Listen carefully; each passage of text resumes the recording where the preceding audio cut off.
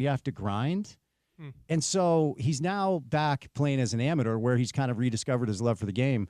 But when he was done with pro golf, he was done with it. Were you kind of like that with football? Were you footballed out when the end came for you? Yeah, it's a good question. I feel like I had a unique relationship with football just because I don't feel like I ever fell out of love with the game. I think I thought I did at the time, and I always felt like there's a lot of other things I loved more than ball. Like, I had this, I love business. I love traveling. I love the adventures. In my head, I had these ideas of all these things I wanted to do. And I think those were accurate, but I just think that I was in constant pain. Like, I think I fell out of love with like constantly being in pain. Not that anyone's in love with that, but anytime I was healthy and I was playing the game, I always loved it. Like at any stage, at any point in time when I was healthy and I was playing, I was like, I loved the game. It felt very natural. It was a great time.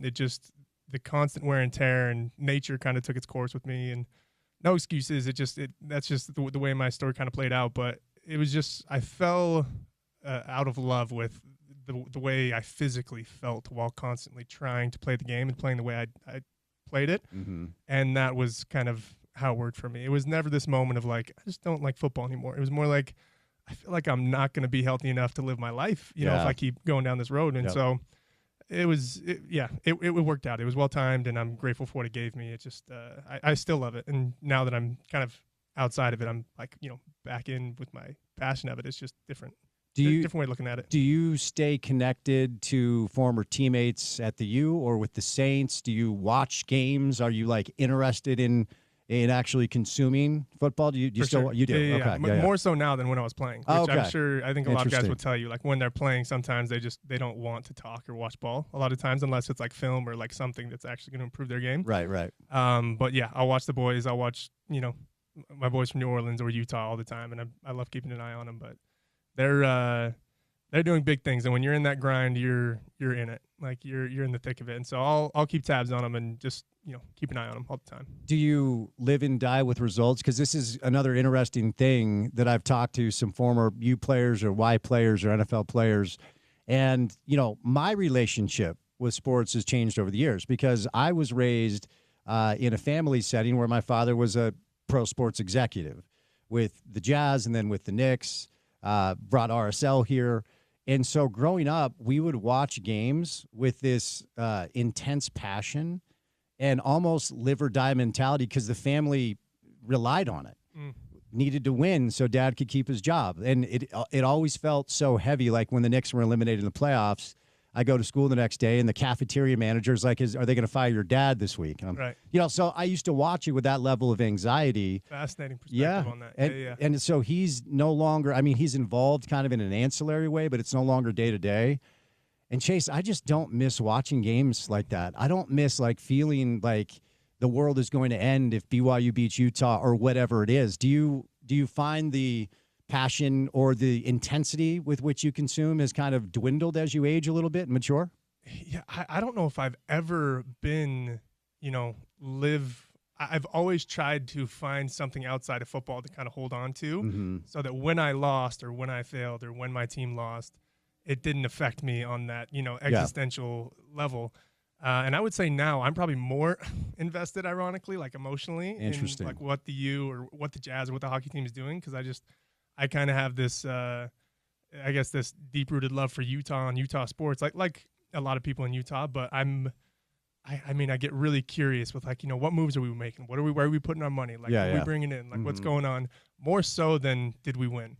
It's more like how is the team being managed? Because I've always been fascinated with, how NFL teams, what's the general manager doing? Who they're drafting? Who they're trading? Like, it's a fascinating concept to be able to look from the top down and organize and put a team together. And I've never been fascinated by like being a coach or anything like that. But as I look at it from a fan's perspective, I think I look about it a little bit differently. This is kind of a long answer to a short question, but basically I don't feel like it, affects me on that existential level like you talked about. And I get why you did, but I've never been like, oh, this is going to consume my life if we lose. But it does. I'm emotionally invested, and I'm also just really invested in like, how are we managing like how is everything being put together now that there's money and there's NIL and there's transfers? It's kind of this chess piece, which is really interesting to see the way it's being put together in all the sports.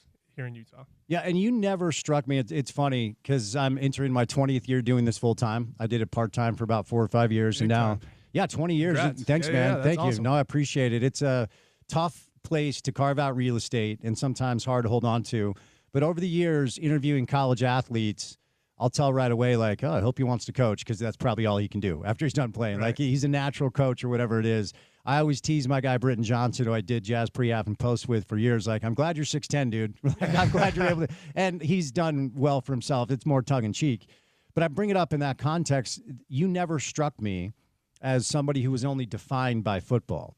You always struck me as a well-balanced, kind of introspective, thoughtful person. So we'll get to what you have going on, and it's not surprising to me that you do look for side hustles, as you said, trying to move forward and interested in business, and you're going to pursue a postgraduate degree. If you're comfortable, please talk about it. But where did that balance come from? Was it mom and dad? Was it the way you were raised? Was it your faith? Was it just you've always been an intricately curious mind?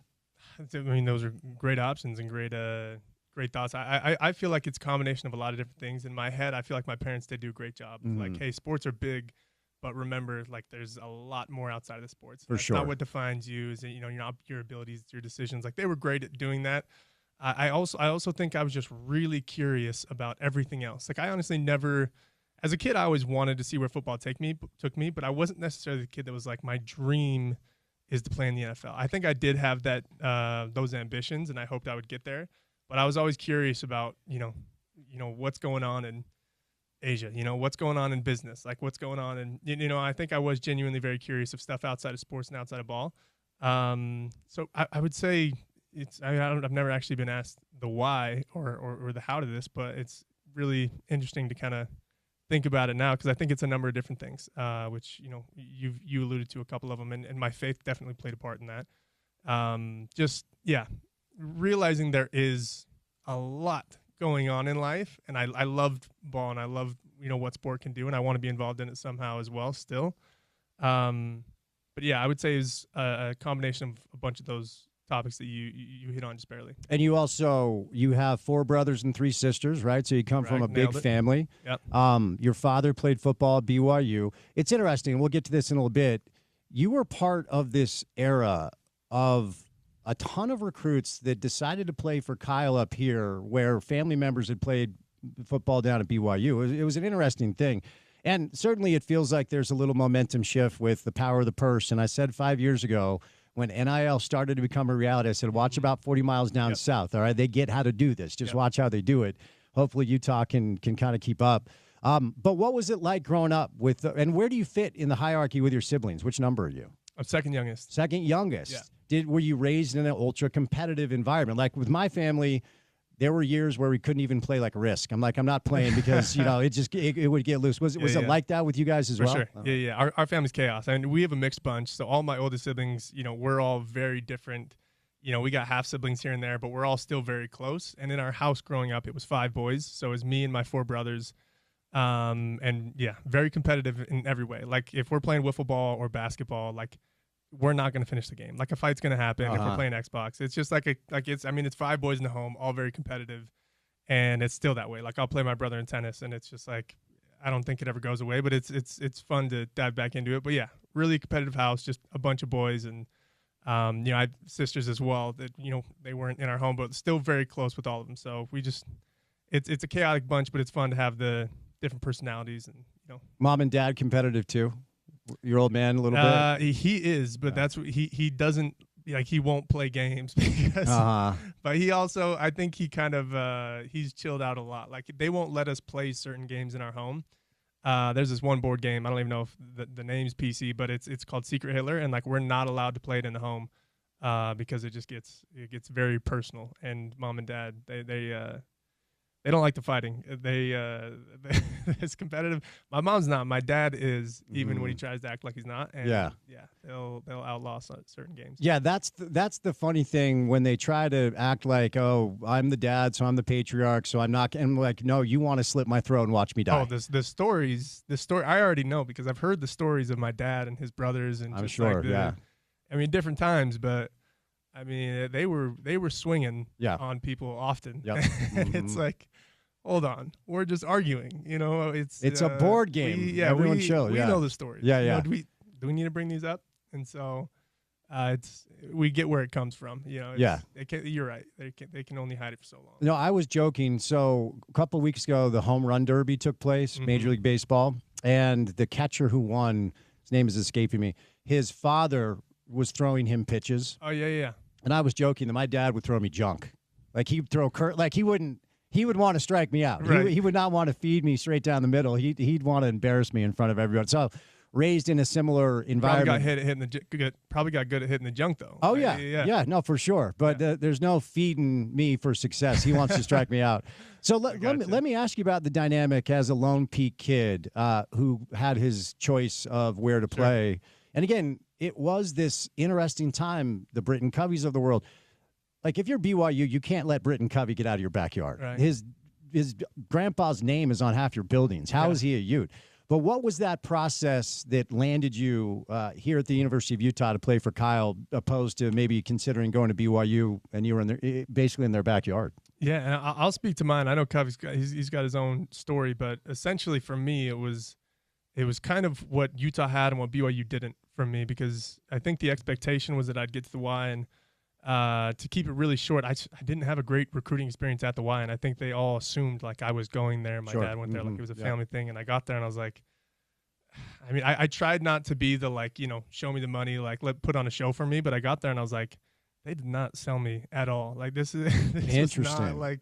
This doesn't sound appealing for me to be here. Yeah. I think there was also an element of they were very forward about, hey, you're coming here and you're playing linebacker, and I was in this mindset of I'm actually quarterback, which obviously we know how that ended. But I loved Witt. I loved Scally. I loved Shaw. Like the coaching staff was a big part of my decision. And to be also super transparent about like my personal decision, I didn't love the bubble that was Utah County for me. And I appreciated it during the time at Lone Peak, and it was great, but it felt so refreshing to think, not that, I mean, I went out of state or anything, but Salt Lake felt like a good change of pace for me. It felt like this new atmosphere, felt like a higher level of ball. It felt like better coaching, honestly. It felt like the right opportunity for a number of different reasons, even church-wise. And I was very church-minded, still am, but I thought, where do I want to go? Somewhere where everyone's kind of the same, or somewhere where, I can have these different conversations with different types of people with different opinions and, mindsets and beliefs. And that was just more interesting to me, even outside of ball. And so for me, it was quite a few different things, and it wasn't, once I got to making the decision, it wasn't a super hard decision. Just the way it all played out for me. Yeah. The expectation and the way, I was raised in the family thing it felt more obvious that I was going to go down there. So. Did Pops have anything to say, or did he just kind of let you do your thing? No, he said you do your thing. He was also just really supportive. I think I don't know, he might deny this, but I think he kind of saw it for what it was too. Like the writing was on the wall a little bit. Yeah. That the U was just moving in a different direction, and it felt like Witt had a good handle on what was coming, and there was Pac-12 stuff. They were sending a lot of guys to the league. The defense was doing what it was, and I mean. Again, I thought I was going as a quarterback, but it still felt like the opportunity was up here. So I think he looking back, he was, more supportive than I expected. That's cool. I'm glad, because meddling fathers sometimes can make decisions difficult. Let me follow up. You just brought up a really interesting point. And, I'm not one that lives on social media. I think the internet is where cowards go to feel brave. But you hear all of this discourse about, well, if you're an LDS kid, then you need to be in Provo. If you're an LDS kid, the LDS experience exists at BYU. And I always say there's a difference between the BYU experience and an LDS experience. Like Utah has a massive institute.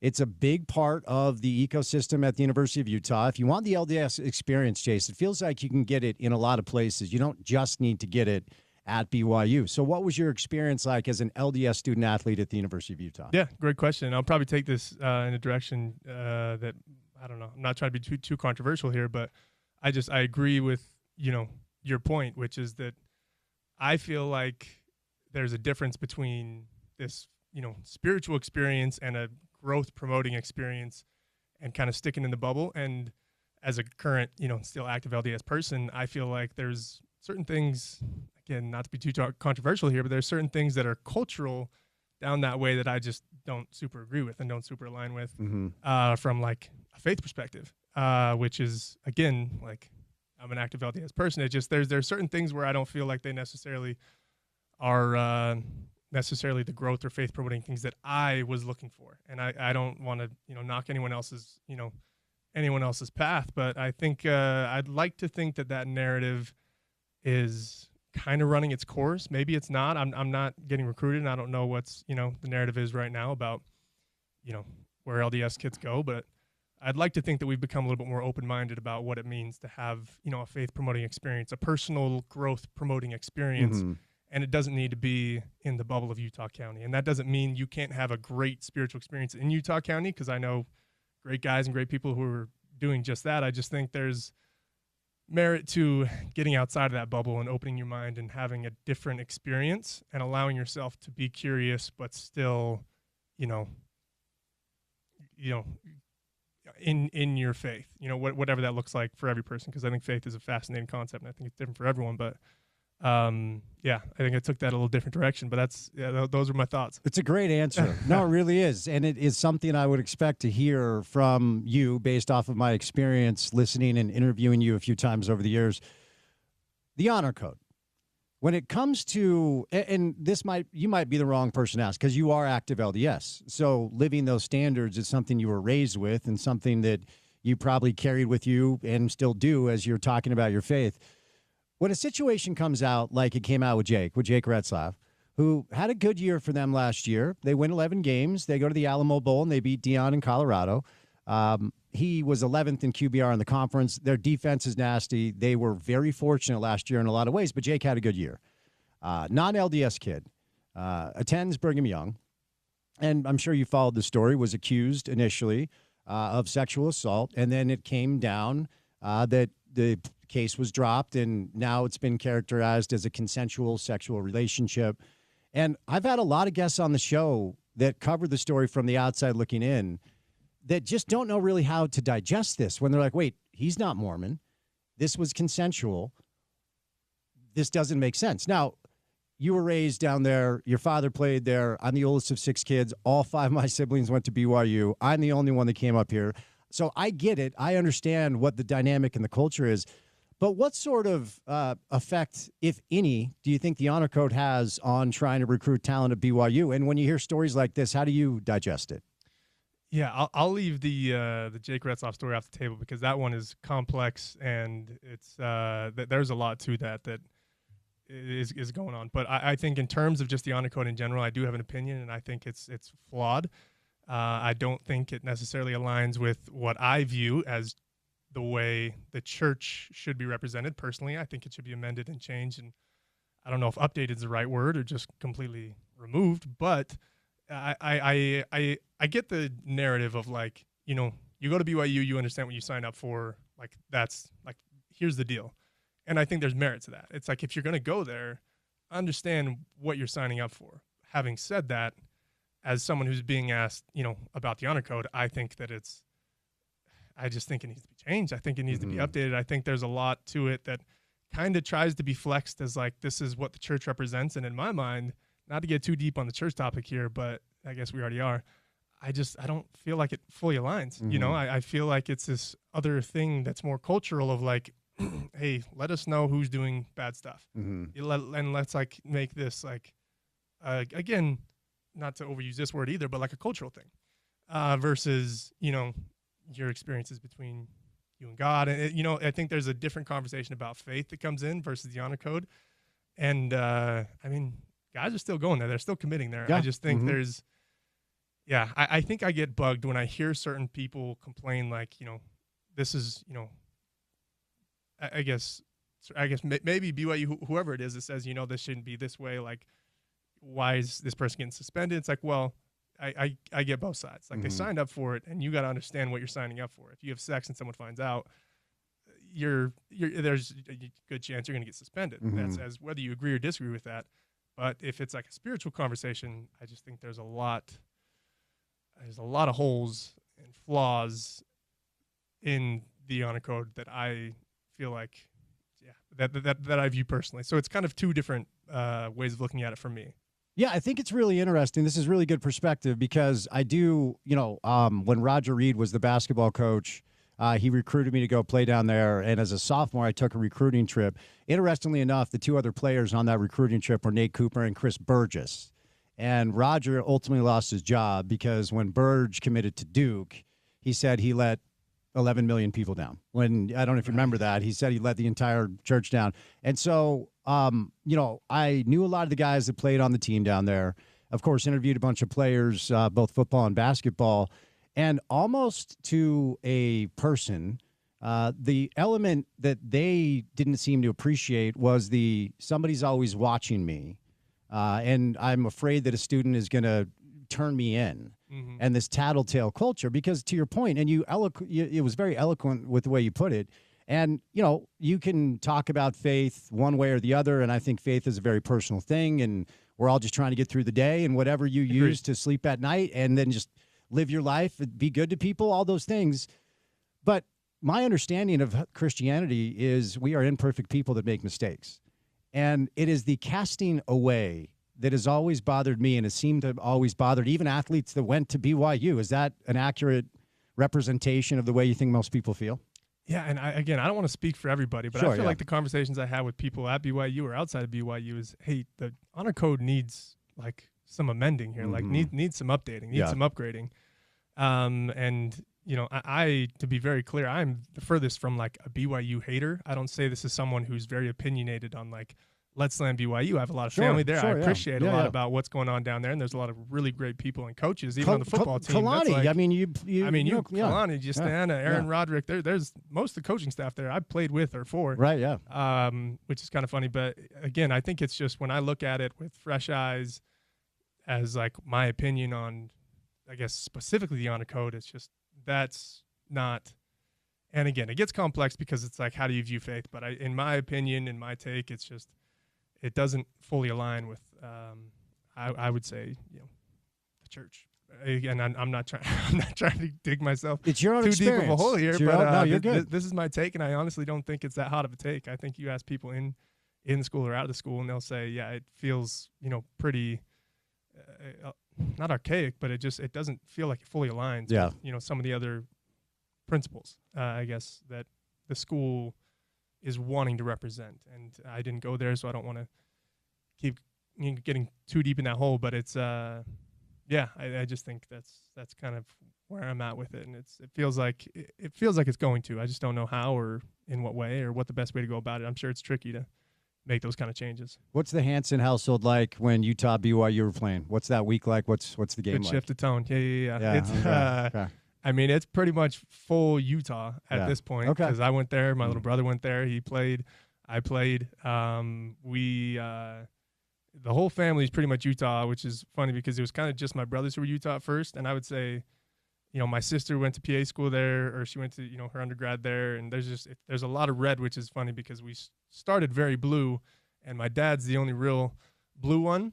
And he still has it in him. He still wants to see the Cougs do well, but he loves Witt. He loves Scally. He loves, I think he's watching us play.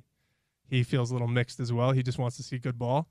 But yeah, it's surprisingly not as mixed as you'd think. It's pretty red. But if you get our extended family, I think there's a lot of Hansens out there, and there's a lot of Coug Hansens and a lot of Ute Hansen. So that's where it would get a little chaotic, and it's a very competitive bunch. So I'm going to ask you a totally unfair question. We're already in pretty deep. You just keep going.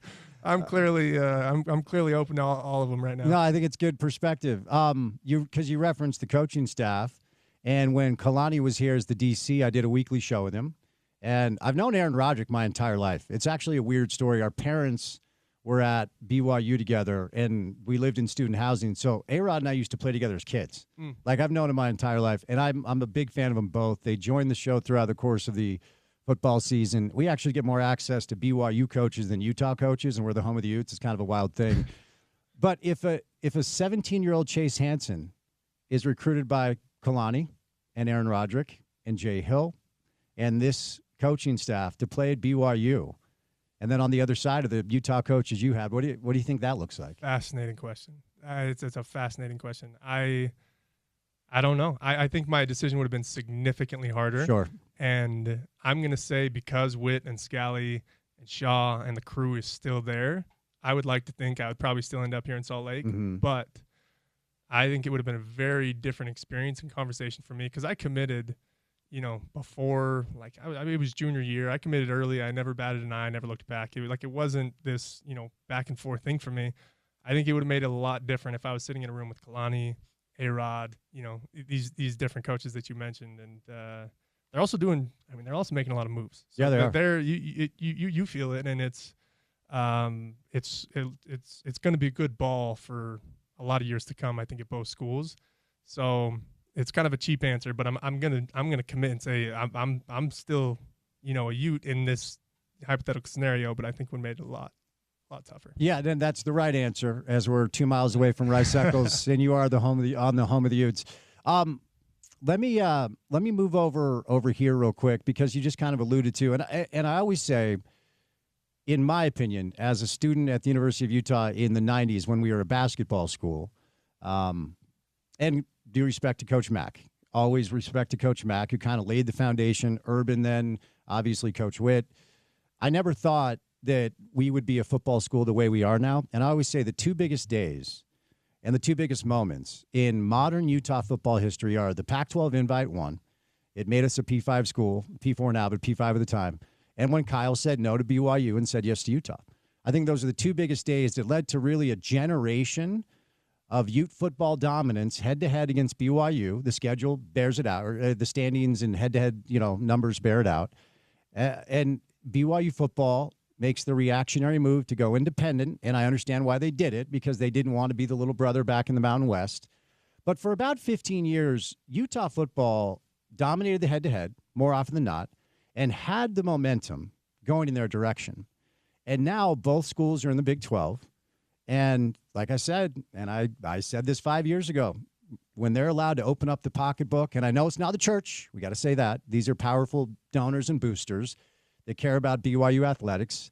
I was told that BYU has 9 seven-figure donors and Utah has 2. So we need to kind of even the playing field a little bit. I didn't know that. It's fascinating. Yeah, but does it feel like maybe some of the momentum Utah had for about 15 years has shifted a little bit 40 miles down south? Yeah, I don't know if it's the momentum that shifted or if, that team down south is just making big moves and they're making it significantly more competitive. Because I wouldn't necessarily say that we've lost a step. I think Utah is still very much on the rise, and I think there's a really bright future for Utah. And I genuinely think that. That's not just me wishful thinking. I just think BYU is making a lot of really big moves. So what do you want to call it, momentum or not? I mean, there's clearly something going on down there that I think is effective and exciting for them. At least in terms of recruiting talent, it'll be fascinating to see if that translates to the type of ball that they are hoping for. And so, yeah, it's I think that's my take there. All right, a couple more things, then we'll catch a break, and then we'll tell you about what Chase has going on before we let him go out of studio here. I don't know when Kyle is going to decide that he's done doing this. I'm not a media member that beats that story over the head. I feel like when he's done, we may not even know. Like, he might just be done and then go live his life. But Sean O'Connell, who does our midday show, he has sources with Utah football that believe this is it for Kyle, that this is the last dance. This year is the last dance for Kyle. As somebody who knows both Kyle and Morgan, it feels like Morgan, the support is unanimous from alumni that, yes, he is the guy. Let's just go. This feels like it'll be seamless. In the history of sports, both college and pro, taking over for a legend is a tough ask. It just is. How do you feel like the transition will look and will go once it actually happens? Yeah, I mean, first of all, I'll be the first to say I'm going to be bummed when I see Witt go, because I was one of those guys who I loved him. As hardcore as he was, and as sometimes old school as he was that was like my coach. That was the guy I signed up to play for, and he was everything I hoped he would be. And if this is his last dance, I hope they send him out with a bang. But I do and have always said that Scally's the best coach I've ever played for, in terms of a football mind, in terms of preparation, in terms of the work he puts in terms of understanding the game, in terms of his ability to recruit and connect with people. I don't want to set too high of expectations that he would never live up to. And I think, as U Nation, we shouldn't do that. Like there might be a little blip, but I just, in short, if there's anyone who can do it, it's Scally. And I think everyone feels the same way. It just, to your point, it's hard because it's like, well, what's the next level? And the next level is something real big, because what Utah did under Witt is, about as high as you could get without doing, the very top thing, without winning the whole thing. And so I think that's the expectation, which is going to, is really hard for him for Scally, but he's the guy for the job. And I'm excited for that era whenever it comes. If this is Witt's last dance or not, who knows? That guy always seems to find more energy and more wind and more work. And, it'll be interesting. All right, last thing for this segment, then we'll catch a quick break. The anatomy of a position change. I don't have any data to line up the Utah coaching staff with other coaching staffs in college football. It just feels like they know how to do this. Quarterback, Lone Peak, Chase Hansen, all Pac-12 linebacker, Nate Fakafua, Nate Orchard later on, All-State wide receiver, Highland High School, still holds the single-season sack record for Utah. I could keep going, as you know. What's that process like? Like, when did Kyle or Morgan first say to you, like, look, we know you want to be a quarterback, and you're really good at that, but if you do this, we think you can be next level. What's that process like? Yeah, I guess the quick answer to that one, the last question is I kind of did it to myself in that regard. I was behind Travis Wilson and Kendall Thompson. Yeah. And they're like, hey, like, you're not getting a ton of time. Like, they were doing the Wildcat thing. I would occasionally go in there and, run some read option with Booker, but they felt like I was itching. Like, I was like, I just want to play. And I kind of went to him, I was like, I want to play. Like, I am like feeling really good physically. Like, I can help. And so they basically said, okay, well, let's put you on kickoff. I went down and made some plays, and they said, hey, we got some injuries at safety. You want to go in? Like, don't worry. This is just like a one-time thing.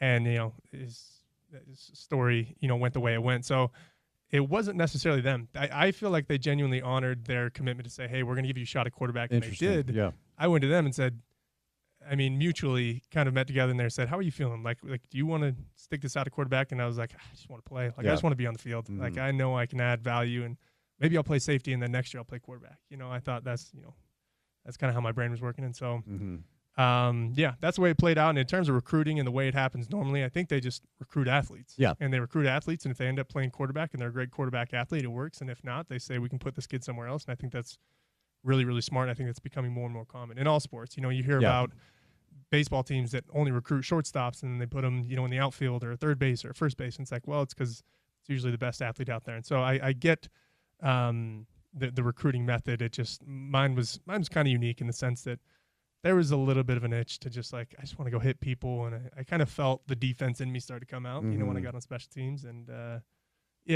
then I got hurt, and it was a whole thing. But it just played out kind of the way it did. And it worked out, man. I'll tell you what, Chase Hansen is with us. We'll catch a quick break. We'll tell you what Chase has going on. Coming up on the other side, Smitty will be in studio during the 4 o'clock hour. So keep it right here on ESPN 700.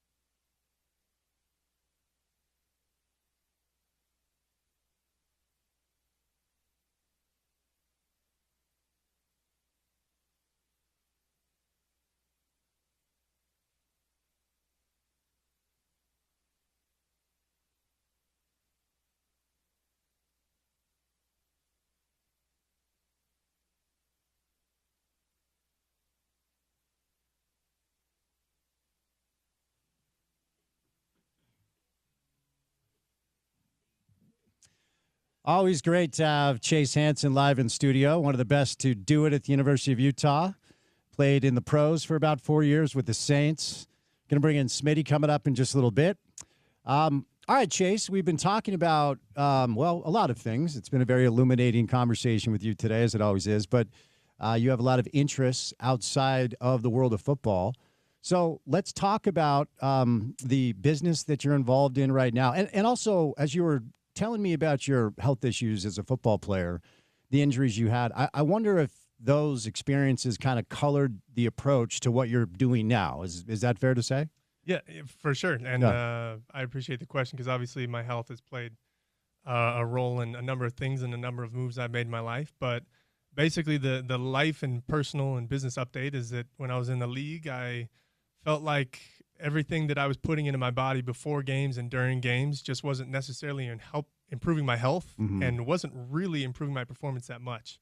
And I saw these guys taking, pre-workouts and energy drinks, and it felt like it had small net positive for performance and mostly net negative for health. And so once I finished, and even towards the end of my last season, I said, I want to make a product. I want to start a business that changes this for athletes. I want to, create a product, a supplement company, which is what I've done with some co-founders. And we created a product, our current and only product, which is called Flow. It's I'm kind of giving a sneak peek there. We haven't announced it yet. So okay. Very nice. It's called Flow, and okay. it's basically a pre-game stick pack supplement for athletes to take before sports that improves their endurance, their mental performance, their hydration, like improves all these physical aspects of their performance, all without caffeine and stimulants.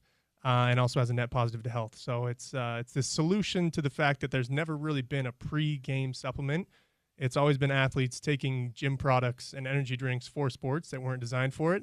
And so with a bunch of really smart people and nutritionists and dietitians and scientists, they're all smarter than myself, we put together something that's specifically designed for athletes to take before sports. And I don't totally know if I'm allowed to announce this, but we have, different schools in the area that we're working with and that are taking it, as well before games. So that's the quick on what we're making. And we're we have a relaunch essentially is what it is coming up this week that we're announcing with this product. And we're going to make future products for athletes as well in the future. So that's kind of a quick snippet on the career entrepreneurial path right now. And it's called Oomph is the name of the company, by the way, just to put a little quick plug in there for Oomph. And the website is oomphathlete.com, and Oomph is spelled OOMPH. Yes, appreciate it. Yeah, it's sometimes people hear the word, they're not really sure what we're saying. I like it. So we have the official launch event coming up on Saturday the 26th at Wardle Fields Regional Park in Bluffdale. Oh, now I feel bad because you have a pickleball tournament. I was just making fun of pickleball players. So, don't worry. I align with you on your comments, but I still appreciate pickleball. But it is a pickleball tournament launch event. There's a lot more than just pickleball going on. So it's kind of a whole open invite to people who want to come just try the product, play volleyball, and mess around, kind of a thing. Cool. We got 8 a.m., 11 a.m. Doubles pickleball tournament, prizes for top teams, 9 a.m. to 2 p.m., new product and flavor tasting. You can play a little spike ball. Love me some spike ball. Another game that gets a little hairy with the Checketts family. Volleyball, free Jimmy John's as well. So the official launch event coming up on Saturday, July the 26th. How does a pre-workout drink be effective without caffeine or stimulants? Because I'm just a 47-year-old has-been that's trying to keep my body together. So I do use a pre-workout drink, but there is a lot of caffeine in it. Yeah. What makes yours effective? Yeah, it's you're asking some risky questions because I'll go down a rabbit hole with this stuff because I'm really interested in it. But I am far from like a caffeine hater. I get a little shaky with caffeine. There are some negatives to the fact that it constricts your blood vessels. It limits blood flow, and in some studies, it's shown to actually impact endurance in a negative way. Oh, interesting. And so our product actually, dilates the blood vessels. It improves endurance. It improves this longer wind. And so we have beetroot in our product, which is great for, it's been used for a long time. It's what I took in college. We have a lot of that, a ton of nitrates in it. More than I think any other product that actually improves that endurance. We have adaptogens and nootropics that improve your mental performance. We have electrolytes. And then our last product had carbs. We removed that to give a quick little sneak peek. We're making a product that's also with carbs that you'll be able to add with our current product Flow that will add a ton of value. So there's a lot of ways that you can, take a product that improves your performance without caffeine. Having said that, caffeine has, a lot of studies. There's a lot of studies on its net positive. Like it does improve performance, but we're going the non-caffeinated route, and there's a lot of merit and a lot to why we're going that route. So that's it's not necessarily something that you need, but there's a way to do it, and that really improves performance in a good way. I'll take your word for it. I don't study any of it. I'm like, pre-workout, Harmons. Okay, there's a little creatine. I'll take it. Yeah. So go to oomphathlete.com, oomphathlete.com, OOMPHathlete.com, and then stop by the official launch event coming up on Saturday at Wardle Fields Regional Park in Bluffdale. Before I set you loose, I'm going to take advantage of having you in studio and ask you a question about Lander Barton. Sorry, could I just say real quick? Yeah, go ahead. Cool. Just with that as well, we don't have the product's not yet for sale because it's still technically in a pre-order phase. So if you do go to the website, it'll be more of like a sign up, get on the email list. Gotcha. And in August 11th is the official launch day for the product, when it's going to be available to sell and all that. Sorry, I wanted to put in that quick plug as well for anyone who does end up going to the website. For sure. And let us know when it's available. We'll update our information too. Big 12 Media Day a couple weeks ago, we were lucky enough to sit down with Lander Barton for about 20 minutes. And I was telling you off air, just a sweet kid, just like a lovely, fun person to talk to. And the Barton family, it's royalty at the University of Utah, as you know. Every year, it seems like there's plenty of guys make plays. But, the Nate Orchards, the Chase Hansens, the Devin Lloyds, the Clark, every year it feels like there's just one dude that makes plays that change games on that side of the ball. Feels like it could be him this year. What are you expecting from Lander this year? Yeah, and I really like Lander, and I don't want to set too high of expectations on him because I think he's kind of had some unfair expectations put on him. Honestly, rightfully so, because he's a freak and he's got all the physical tools. But having said that, I think he is the guy. And I think if they're going to have a stellar defense, he's going to have to be the guy who does make big plays in big moments, and he does it on a consistent basis. I think as a friend and someone who knows him, I think my number one thing is I hope the dude can stay healthy stay healthy all season. And just he had a few hiccups, but that's my hope for him, is because if he stays healthy, I just think he is going to be a guy. I think they're going to put him in a good position in there. He's going to go make plays. He's got it mentally, he's got it physically. I think he will, and I think like most guys, it's just going to be a matter of him staying healthy. But he's the man, and I'm excited to see where his career takes him now and later, because he's, like you said, he's not just a baller. He's a good dude. Mm-hmm. Yeah, for sure. Hey, thanks so much. It's always good to see you. Can I ask you real quick? Yeah, go ahead. I heard there were rumors in the hallway that in a start bench cut scenario, you benched me. Is that true? Okay, first of all, who's selling me out? Who's selling me out? Because I heard you benched me. No, because I'm going to ask you the question. Okay, and I had to really consider this because I knew you were coming in the studio. Okay. It was Devin Lloyd. Sure. It was Gianni Paul, and good one. It was you. Okay. Because it was start bench cut. I'm surprised you guys didn't do me, Devin, Cody, but those are good ones too.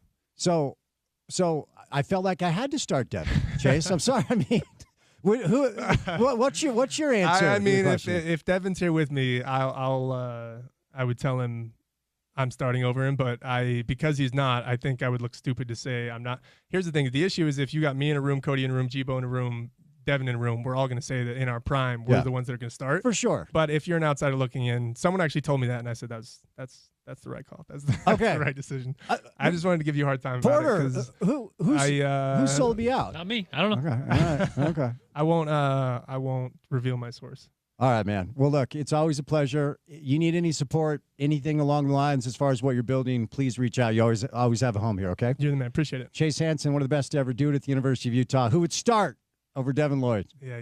On the record. All right, 2 hours down, 2 hours to go. Smitty joins us in studio. Coming up next right here on ESPN 700.